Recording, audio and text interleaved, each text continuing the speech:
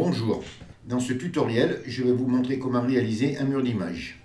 Alors là, j'ai 36 images et j'ai pas d'espace. Vous voyez, je les ai toutes faites toucher les images. On peut le faire avec un espace, toujours avec 36 images. On peut le faire, j'en ai fait deux moi, ici avec 49 images. Pareil, les images se touchent toutes, il n'y a pas d'espace, et avec un espace.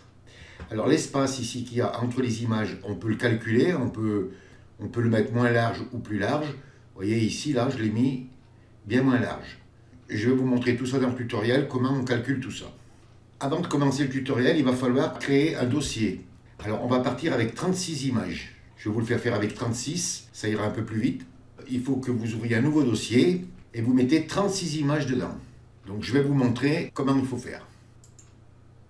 Donc vous ouvrez vos dossiers et vous le mettez à l'emplacement que vous voulez. Donc vous mettez un dossier, vous voyez moi ici j'ai 36 images, et à l'intérieur si je clique, vous voyez on trouve les 36 images. Alors vous ne les retouchez pas, rien, vous ne les réduisez pas, vous les laissez telles quelles. Vous mettez que des images en format paysage. Voilà, donc je reviens en arrière.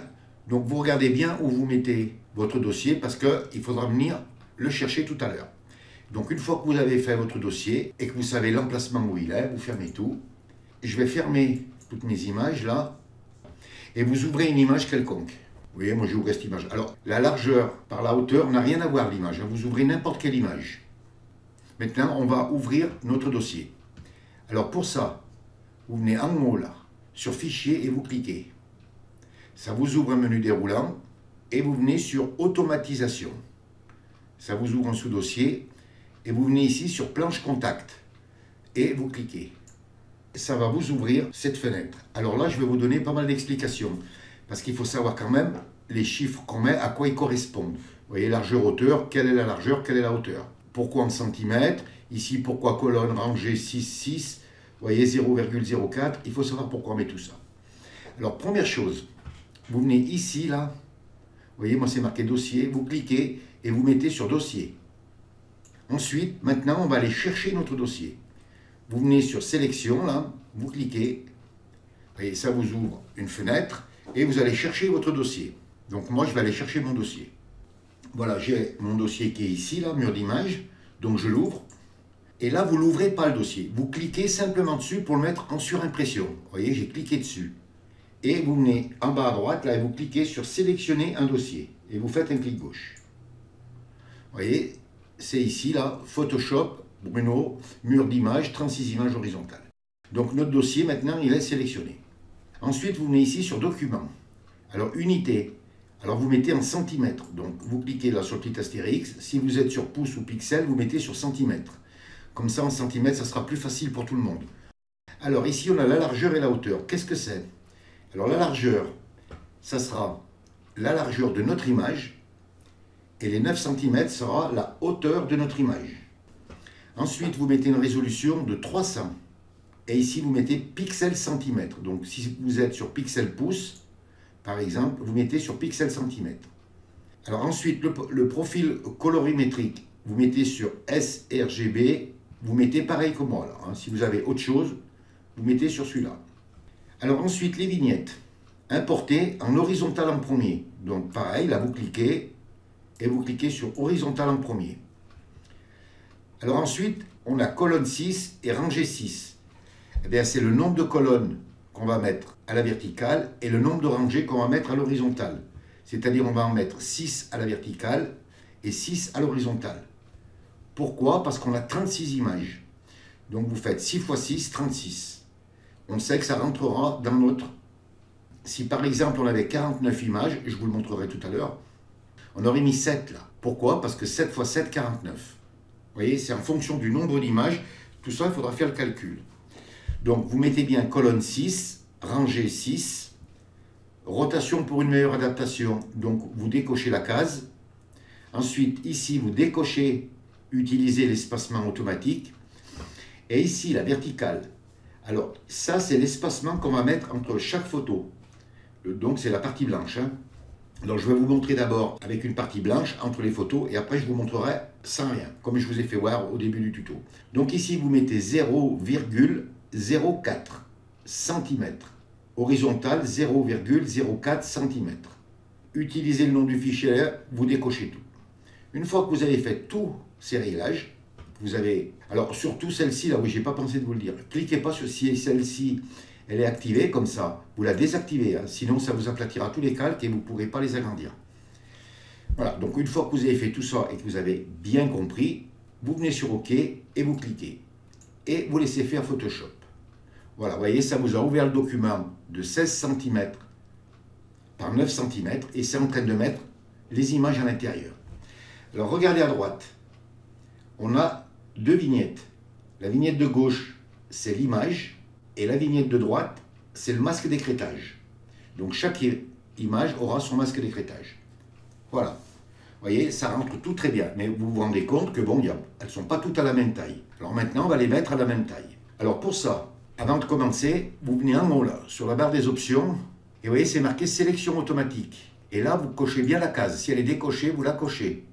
C'est-à-dire que quand vous allez cliquer sur une image, alors par exemple, je vais cliquer sur cette image-là, je vais faire un clic gauche.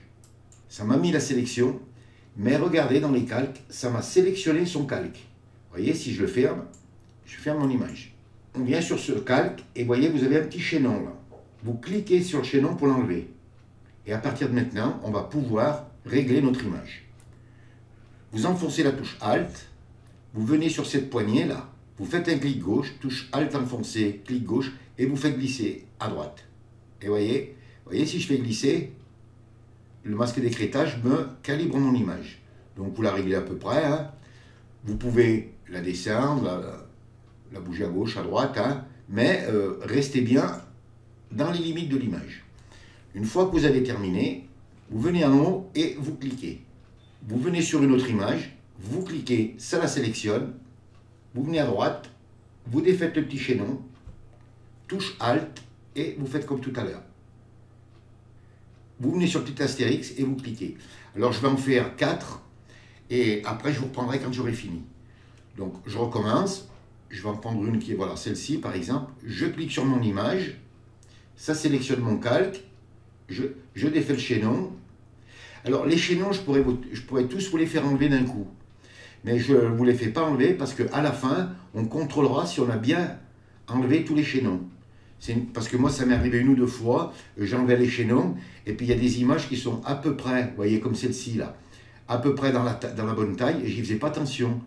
Et puis quand j'ai fait imprimer, on s'est rendu compte qu'il y avait une image qui n'était pas la bonne taille. Alors ce qui fait que quand on a terminé, bien, je contrôle que tous mes chaînons, il n'en reste plus un. Donc je vais faire celle-ci. Donc je clique, ça me la sélectionne, je clique sur le chaînon pour l'enlever, touche Alt, clic gauche et j'étire mon image. Je vais arrêter là et je vous reprends quand j'aurai terminé. Donc voilà, une fois que vous avez terminé, vous devez vous retrouver exactement avec le même modèle que moi, avec un espacement régulier. Alors bien sûr, si vous voulez un espacement légèrement plus large, eh bien, je vais réouvrir l'automatisation. Eh bien ici, par exemple, vous mettez 0,05 ou 0,06 ou 0,1. Je vais vous montrer avec 1 ce que ça donne. Voilà, vous voyez, ça fait large avec 1. Enfin, moi, je trouve que ça fait trop large. Moi, je l'ai fait toujours plus petit. Enfin, vous avez compris que vous pouvez vraiment travailler comme vous voulez. Alors, une fois que vous avez terminé, alors je ne vous montre pas comment faire une perspective. On peut faire des perspectives, on peut mettre ça où on veut. Mais dans un premier temps, je vous montre comment faire la planche. Une fois que vous avez terminé, ici, là, vous voyez, là, il faut vous assurer que vous n'ayez plus de chaînon. Vous prenez votre curseur, là, et vous faites glisser, tout doucement. Plus de chaînon, ce qui veut dire qu'on a tout bien mis à la même taille.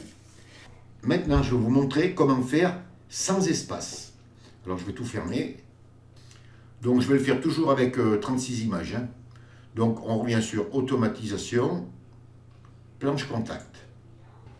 Je laisse exactement les mêmes réglages que tout à l'heure, sauf que ici, là, eh bien, je vais mettre sur 0.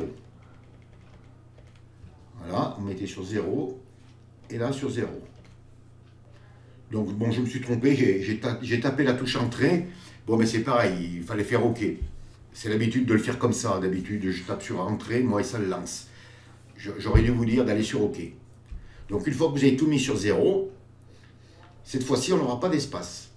Donc vous voyez, on se retrouve exactement pareil avec des images qui n'ont pas la même taille. Et à droite, on retrouve tous nos calques.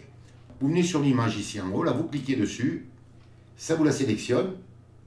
Vous venez sur le chaînon, vous cliquez, touche Alt enfoncé, vous venez sur la poignée de gauche là, touche Alt enfoncé, clic gauche et vous faites glisser.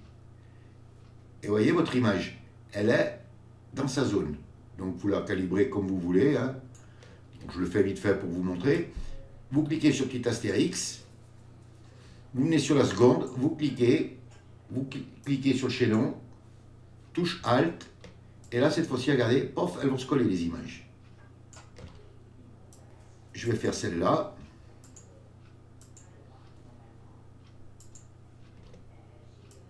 Bon, ce qu'il y a, c'est que c'est pas très compliqué, mais ça prend du temps à faire. Hein. Vous voyez, je fais celle-là. Là, je vais faire ces 4. Et voilà. Voilà. Et vous continuez comme ça pour toutes vos images. Donc, vous pensez bien à contrôler que vous avez bien fait toutes vos images en regardant qu'il ne reste plus de chaînon. Et le résultat final, c'est ça. Et vous devriez vous retrouver exactement comme ça. Le plus important, c'est que vous ayez compris comment ça fonctionne. Et bien voilà, il ne vous reste plus qu'à réaliser de jolis murs de photos. Amusez-vous bien, ayez de la patience et du temps. Ce tutoriel est terminé, je vous dis au revoir, merci et à bientôt pour un nouveau tuto.